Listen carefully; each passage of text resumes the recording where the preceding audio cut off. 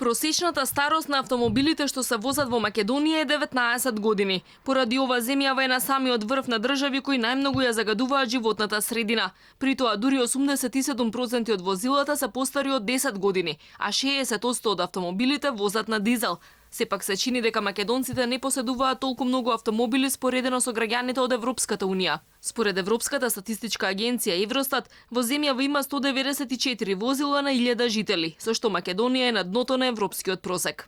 За да се заштити околината и колите да загадуваат што е можно помалку, владата одлучи да дели субвенции на оние што ќе купат половно или ново возило со Евро 5 и Евро 6 стандард, а ќе го уништа старото на отпад. Бизнисмените останаа скептици дека оваа мерка ќе вроди со плод. Велат ваква мерка нема никаде. Бескаматни кредити да можат да си дозволат да ги заменат старите возила со нови возила кои што ќе немаат импакт нити по животната средина и ќе можат да бидат употребени. Во светот има вакви практики каде се субвенционира, меѓутоа тоа генерално се возила кои што се чисти возила, односно се возила без или со минимални емисии, кои што нема да вршат загадување во воздухот, меѓутоа кои што повторно ќе бидат достапни и ќе може секој граѓанин да си ги дозволи.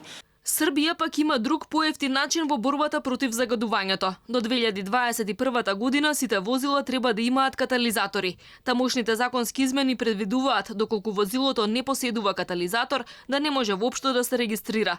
За сите што ќе ги возат возилата без катализатор, се предвидени парични казни. Македонските стопанственици веќе предложија владата наместо паушални мерки да ги спроведе успешните политики против загадувањето на другите држави.